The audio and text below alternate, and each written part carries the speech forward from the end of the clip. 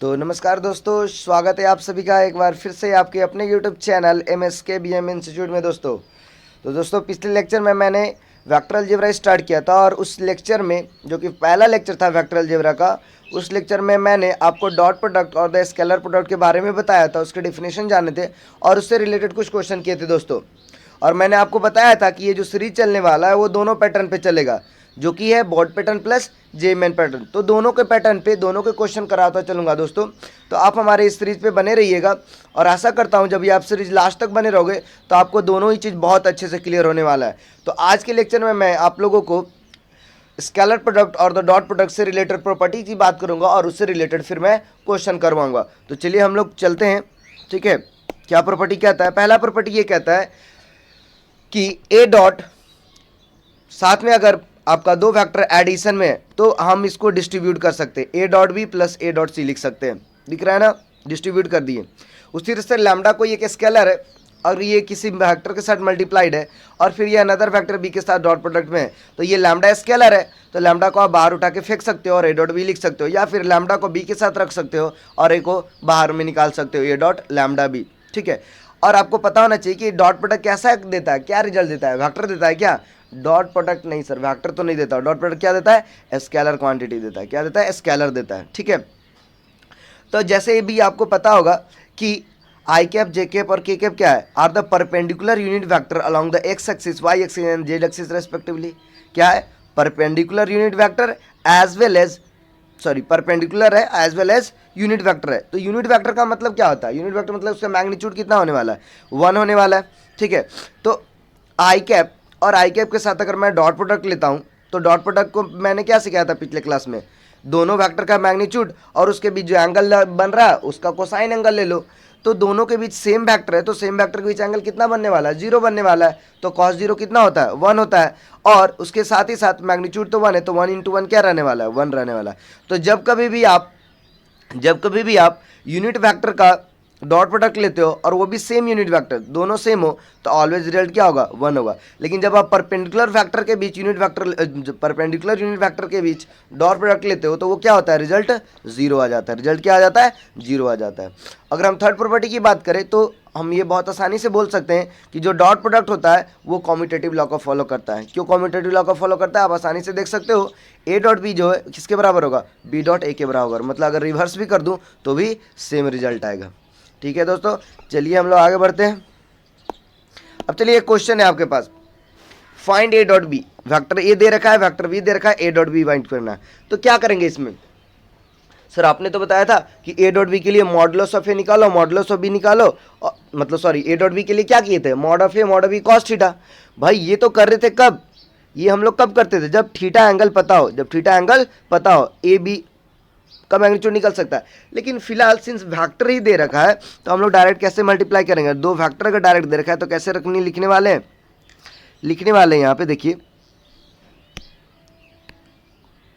ये जो दे रखा है 2i plus 3j plus 4k, इसका dot product 3i plus 4j plus 5k।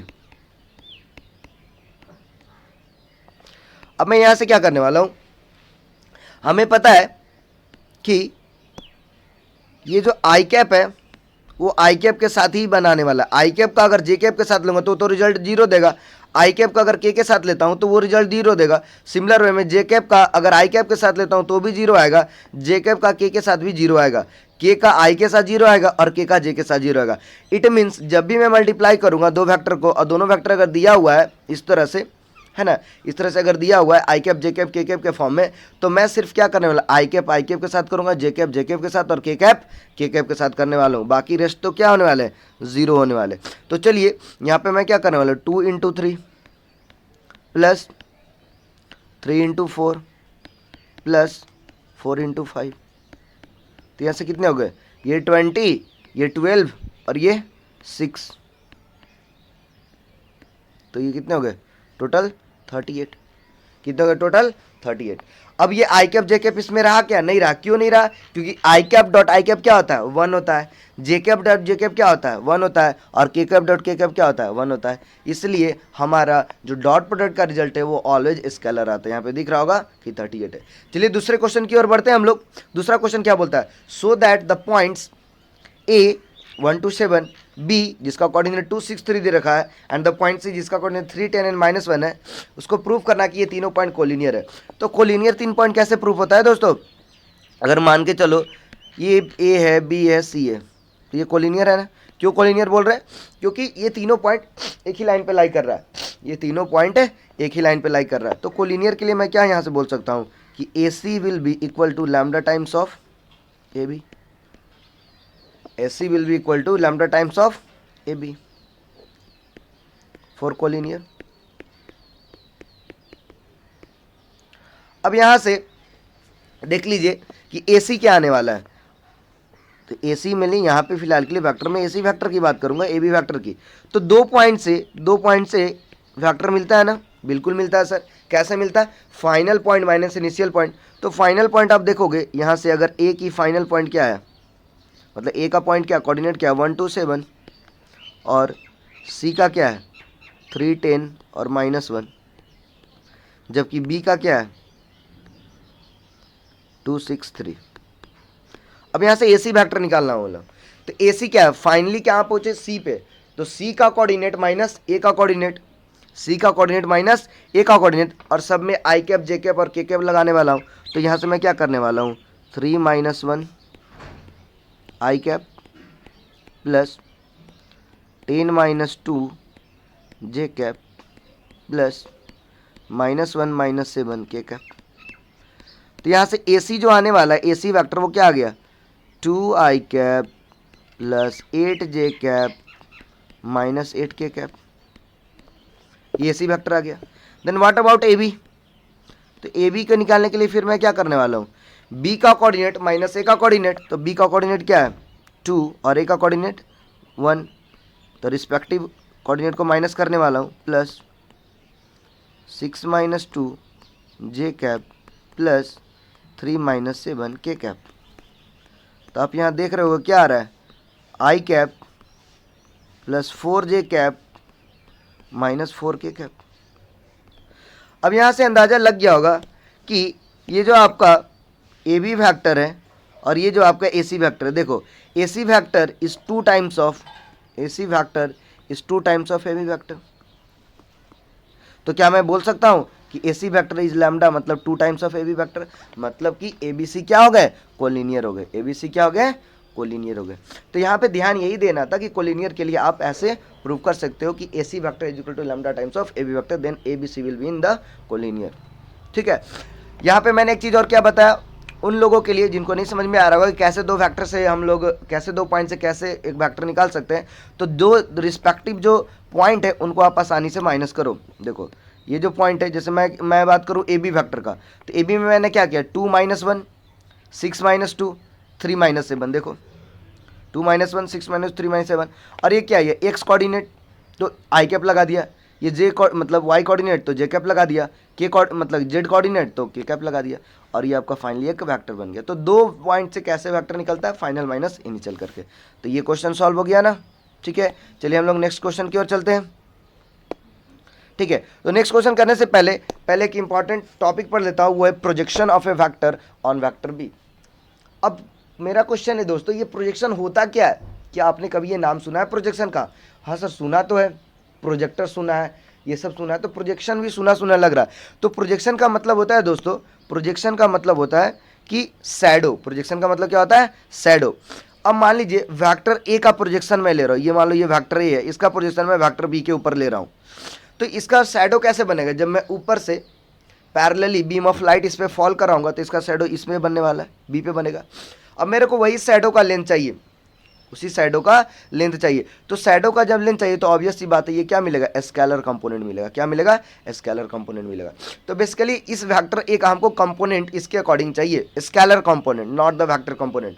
बाद में हम लोग वेक्टर कंपोनेंट की भी बात करेंगे। तो यहाँ पे ध्यान दीजिएगा, अगर इसका स्केलर कंपोनेंट चाहिए तो मतलब इसका मैग्नीट्यूड से चाहिए हमको, तो ए वेक्टर इसका मैग्नीट्यूड क्या होगा, मॉड है। तो ये अगर थीटा एंगल बना रहा है वेक्टर वी के साथ, ये एंगल थीटा एंगल बना रहा है, तो इधर में इसका कंपोनेंट कितना वाला है, mod A cos theta, mod A cos theta. इधर कंपोनेंट इसका कितना गिरने वाला है, mod A cos theta.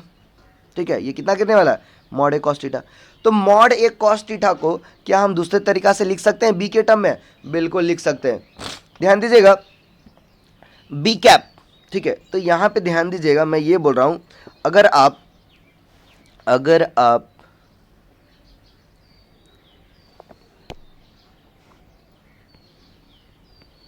A vector dot B cap लिखते हो तो इसका वैल्यू क्या होता है, डॉट प्रोडक्ट से इसका वैल्यू होता है दोनों वेक्टर का मैग्नीट्यूड इनटू इसके बीच का एंगल। तो इसके बीच का एंगल कितना है, कॉस थीटा, थीटा एंगल है तो ऑब्वियस है कोसाइन क्या होगा, कॉस थीटा, कोसाइन क्या हो गया, कॉस थीटा। क्योंकि बी वेक्टर के पास अगर एंगल बी वेक्टर से वेक्टर ए जो है थीटा एंगल बना रहा है तो उसका यूनिट वेक्टर से भी थीटा ही एंगल बनाएगा।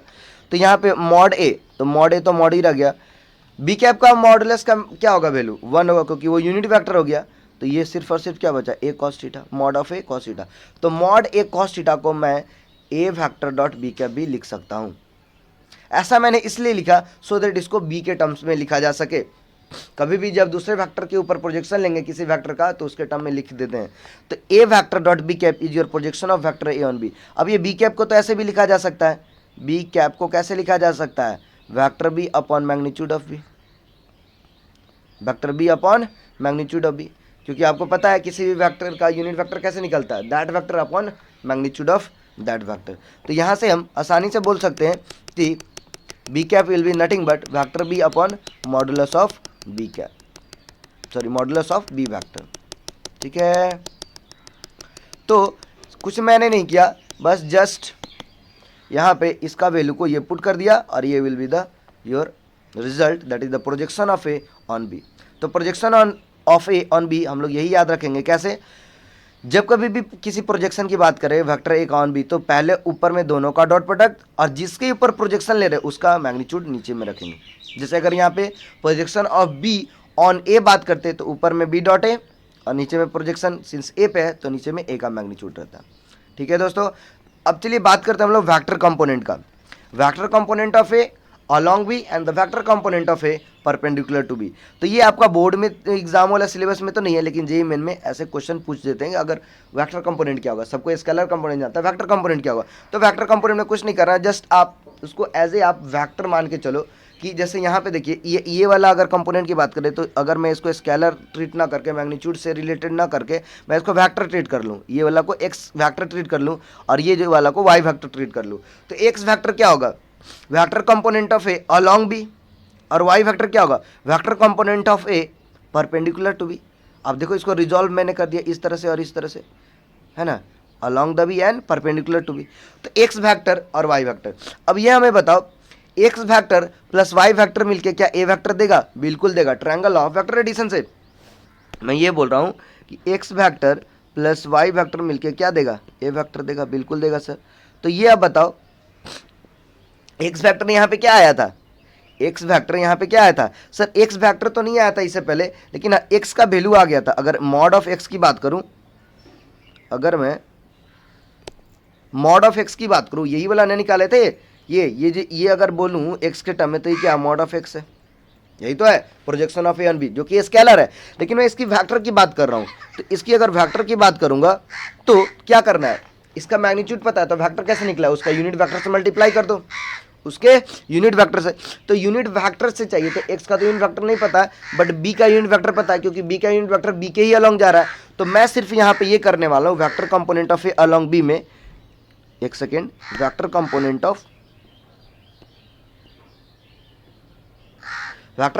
ऑफ ए अलोंग बी में कि सिर्फ और सिर्फ बी कैप से मल्टीप्लाई कर देने वाला हूँ, बी कैप से मल्टीप्लाई कर देने वाला हूँ। क्यों, क्योंकि ये तो आपका एक स्केलर कंपोनेंट हो गया और जब मैं उसको वेक्टर से मल्टीप्लाई कर मतलब यूनिट वेक्टर से मल्टीप्लाई कर देता हूँ तो वो क्या हो गया, वेक्टर कंपोनेंट हो गया। क्या हो गया, वेक्टर कंपोनेंट हो गया।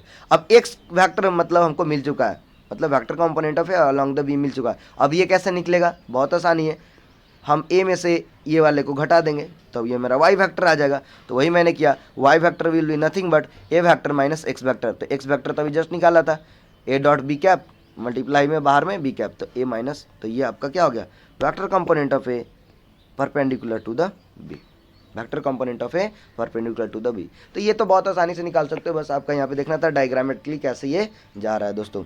चलिए हम लोग नेक्स्ट चलते हैं। अब नेक्स्ट में क्या है क्वेश्चन है, देखिए find the angle between the two vector A and B with the magnitude of A 1 and the magnitude of B as 2 when the A dot B is 1। अब देखिए क्या क्या दे रखा है, हमें पता है कि कॉस थीटा जो होता है वो क्या होता है, A dot B upon mod of A mod B. तो एंगल निकालने के लिए दो वेक्टर के बीच हमको मैग्नीट्यूड चाहिए, मैग्नीट्यूड का वैल्यू चाहिए और ए डॉट बी चाहिए। तो ए डॉट बी भी दे रखा है, मैग्नीट्यूड भी दे रखा है, तो ये तो बस खाली पुट करने वाली बात हो गई। तो ए डॉट बी 1 दे रखा है, मॉड ऑफ ए 1 दिया है, मॉड ऑफ बी 2 दिया है। तो कॉस थीटा कितना होने वाला है, हाफ होने वाला है। कॉस थीटा जब हाफ होने वाला है, थीटा कितना होने वाला है, पाई/3 रेडियन, और हम बोल सकते हैं 60 डिग्री, क्योंकि 0 से 180 के बीच में आपका 60 डिग्री पे ये कॉस थीटा हाफ होता है। अब दूसरा क्वेश्चन क्या कहता है, find angle theta between the vectors A बराबर दिस एंड बी बराबर दिस। अब दोनों में एंगल ही बताया, बट क्वेश्चन का तरीका चेंज कर दिया। वहां पे आपको ए डॉट बी दे चुका था, मैग्नीट्यूड दे चुका था, यहाँ पे वेक्टर ही डायरेक्ट दे रखा है। तो वेक्टर डायरेक्ट दे रखा है तो क्या मैं ए डॉट बी नहीं निकाल सकता हूँ, बिल्कुल निकाल सकता हूँ। वेक्टर दे रखा है तो क्या मैं मैग्नीट्यूड नहीं निकाल सकता हूँ, बिल्कुल निकाल सकता हूँ। तो सबसे पहले चलिए हम लोग मैग्नीट्यूड ही निकाल लेते। तो ए का मैग्नीट्यूड क्या होगा, देखिए आई कैप जे कैप और के कैप दे रखा है, आई कैप जे कैप माइनस के कैप, तो 1 का स्क्वायर प्लस 1 का स्क्वायर प्लस माइनस 1 का स्क्वायर, तो ये तो कितना हो गया, √3 हो गया। अगर वेक्टर बी का मैग्नीट्यूड निकालो तो ये कितना होने वाला है, 1 का स्क्वायर प्लस माइनस 1 का स्क्वायर प्लस 1 का स्क्वायर, तो ये भी कितना होने वाला है, √3 होने वाला है। अब चलिए ए डॉट बी निकाल लेते हैं। तो ए डॉट बी कैसे निकलेगा, सर अभी आपने बताया आई कैप को आई कैप के साथ मल्टीप्लाई करो, जे कैप को जे कैप से मल्टीप्लाई करो और के कैप को के कैप से। तो आसानी से देखिए क्या मैं लिखने वाला हूँ, 1 × 1 प्लस 1 × -1 प्लस -1 × 1। तो यहाँ पे क्या हो गया, 1 -1 -1 दैट इज इक्वल टू -1। तो ए डॉट बी कितना आ गया, -1 आ गया। तो अब कॉस थीटा डायरेक्ट क्या हो गया, cos theta is nothing but A dot B. तो ए डॉट बी मतलब -1 upon mod of A into mod of B. तो mod of A into mod of B करूँगा तो कितना होगा, √3 × √3 दैट इज इक्वल टू -1/3। तो यहाँ सर एग्जैक्ट वैल्यू तो नहीं लिख सकते, तो क्या मैं लिखूँ, theta is equal to cos inverse -1/3। Cos inverse -1/3 will be your right answer. ठीक है दोस्तों, चलिए हम लोग नेक्स्ट क्वेश्चन की ओर चले।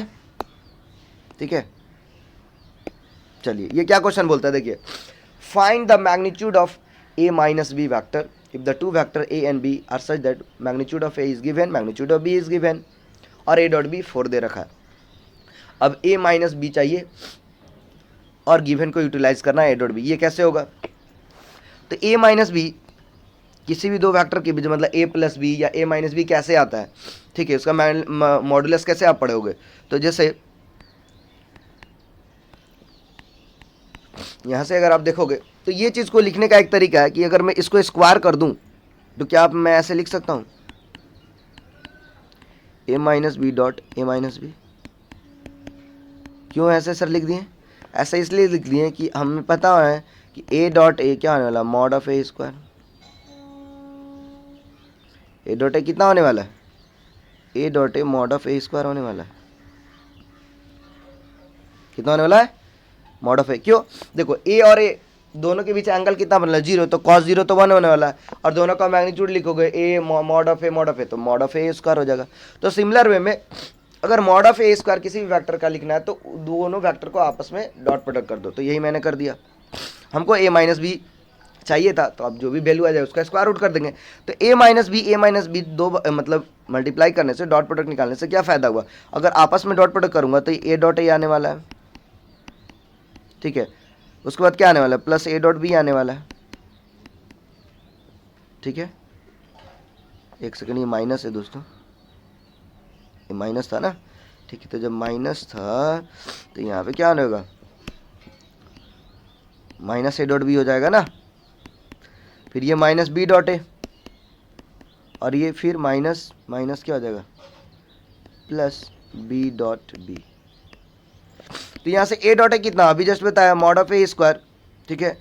अब एम आई मतलब ए डॉट बी और बी डॉट ए दोनों तो बात बराबर होता है, कॉम्पिटिटिव लॉ फॉलो करता है, तो मैं इसको डायरेक्ट लिख सकता हूँ -2 टाइम्स ए डॉट बी और ये मॉड बी का होल स्क्वायर। अब देखिए गिवन कंडीशन के अनुसार सारा चीज़ दे रखा है, तो 2 का whole square -2 times A dot B मतलब 4 दे रखा है, प्लस बी का मॉड 3 का होल स्क्वायर। तो यहाँ से कितना आ गया 4 -8 plus 9,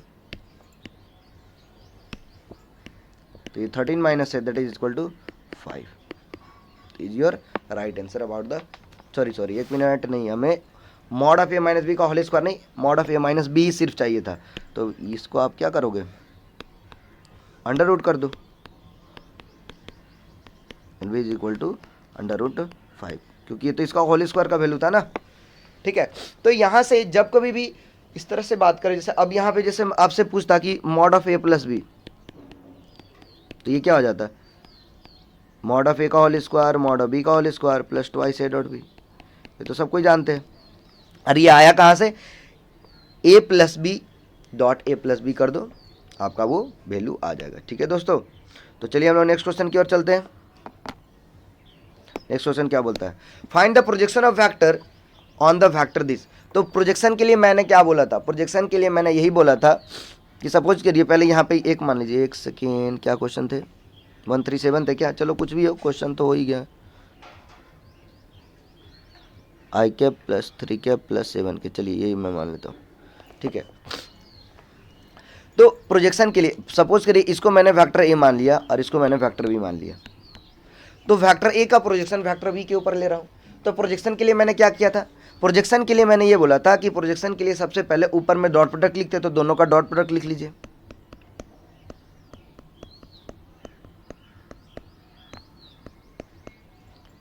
-7i -j cap plus 8 cap. और फिर नीचे में मैंने क्या बताया था, नीचे मैंने बताया था जिसके ऊपर प्रोजेक्शन ले रहे हैं उसका आप मैग्नीट्यूड लिख दो।